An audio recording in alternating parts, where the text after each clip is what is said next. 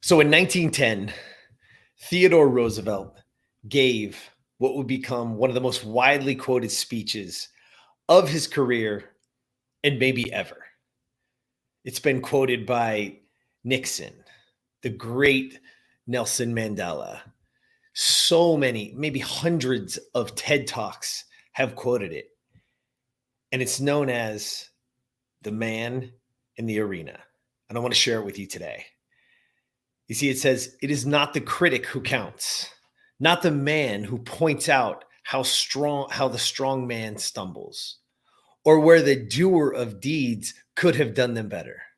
The credit belongs to the man who is actually in the arena, whose face is marred by dust and sweat and blood, who strives valiantly, who errs, who comes up short again and again, because there is no effort without error and shortcomings.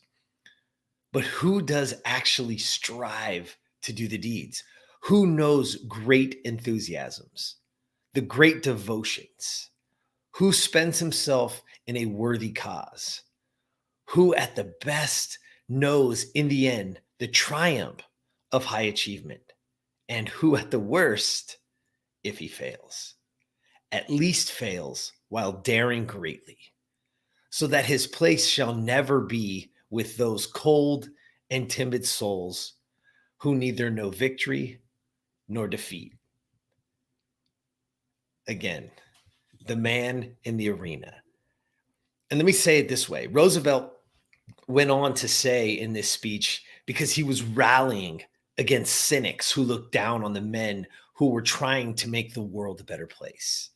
And he said, the poorest way to face life is to face it with a sneer, a cynical habit of thought and speech, a readiness to criticize work, which the critic himself never tries to perform, an intellectual aloofness, which will not accept contact with life's realities. All these are marks not of superiority, but of weakness. And it is an incredible, incredible speech. It is an incredible, incredible lesson that the truth is we're not here to criticize. If you're sitting around wondering or taking somebody down because they are trying to make the world a better place, well, think about what we do to ourselves, right? We use terms like pessimist and optimist. Let me just say it to you this way, because a pessimist, they don't change the world. You see, naysayers, they talk about problems. They don't solve them. Complainers, they complain. They don't focus on solutions. Critics, they just write words. They write judgment. They don't write the future.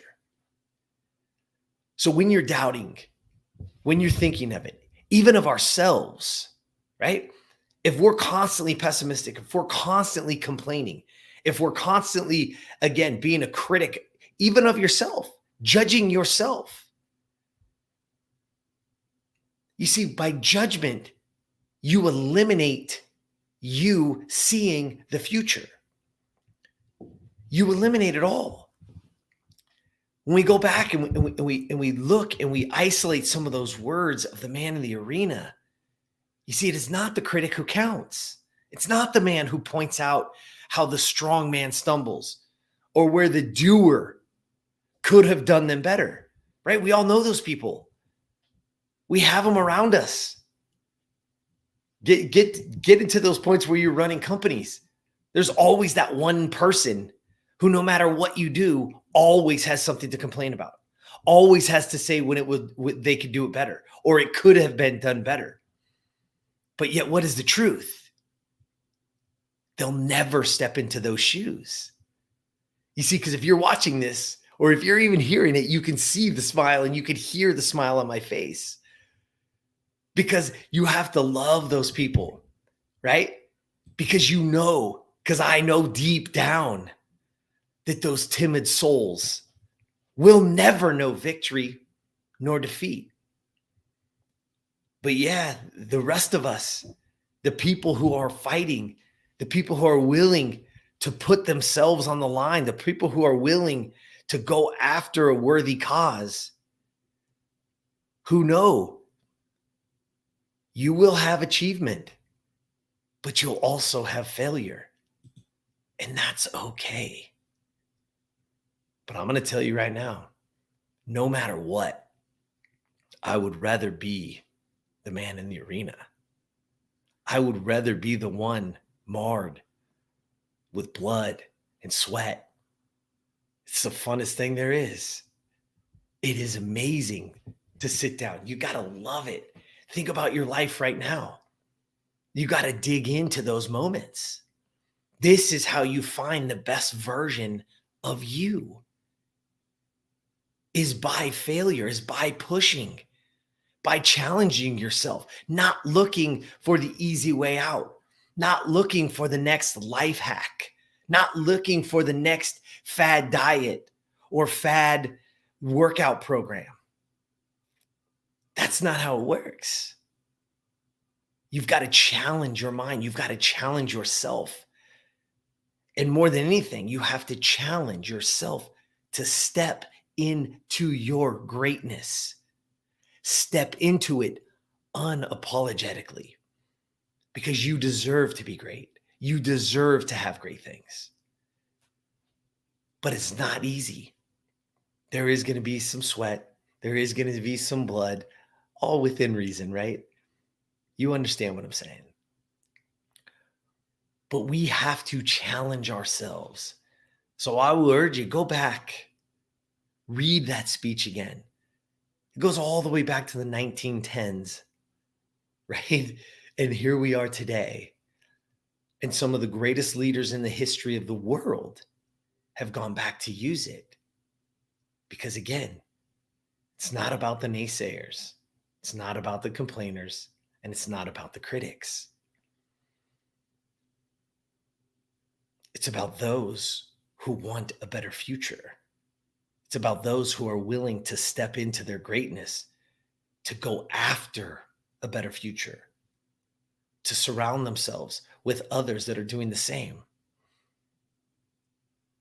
Again, we have an incredible opportunity to help one another to grow. So don't look next door. Don't knock them down because maybe they don't believe the exact same thing you do. That's okay. Because at the end of the day, we all need the opportunity to be able to step into our own greatness, not to step over others or to hurt others. It's literally to help one another. And I'm going to urge you to truly, truly look at that person, even if they don't believe the same thing you do, and find that commonality and help them, because that's where true fulfillment lies. If you want more, help others. That's where the fulfillment lies. Because you've heard me say this many, many times, is you have to give to get. But don't give with expectation that you are going to get something. Just know that if you dig in, that when you do give, it's coming back to you tenfold and in ways that we're probably truly not even worthy of. But if you're given enough, you'll have it. You know, I remember there was a great, I was at a Joe Polish, he was speaking at a conference I was at, and I remember him coming out and saying, have you heard, money's the root of all evil and money can't buy you happiness and all those things. And, everyone's looking around each other and shaking their head. Yeah. And I just remember him saying, well, the people saying that have never given away enough. And that's that moment where it hits you and you go, wow, think about that for a second. And maybe it's not money, but maybe it's your time. Maybe it's something that you can give.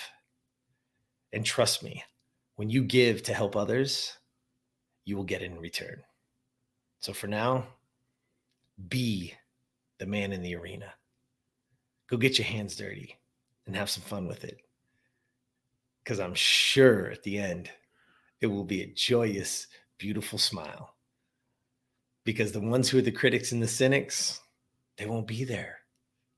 And that's the beauty of it. You got to love it. All right. That's what I got for you today. The man in the arena, right? Just remember this when I say it. True positive leaders, those are the ones that transform their teams, they transform their organizations, and ultimately, they change the world. Positive leaders make the biggest impact. I'm going to ask you this. What impact are you going to leave? Even if it's in your small community, even if it's just with your family. What is the impact that you want to leave? Write in below. Let us know. We'd love to have it. And as always, remember, there's somebody out there that we can't touch that you can. So please like, share, comment, reach out to them. If they're not feeling good, send them it. Go ahead, just share it. Share it over to them and say, hey, take a listen. See what you think. All right? By you sharing it, the community grows bigger. We get to help more people become the best version of themselves. Until next time, you get out there and be the best version of you.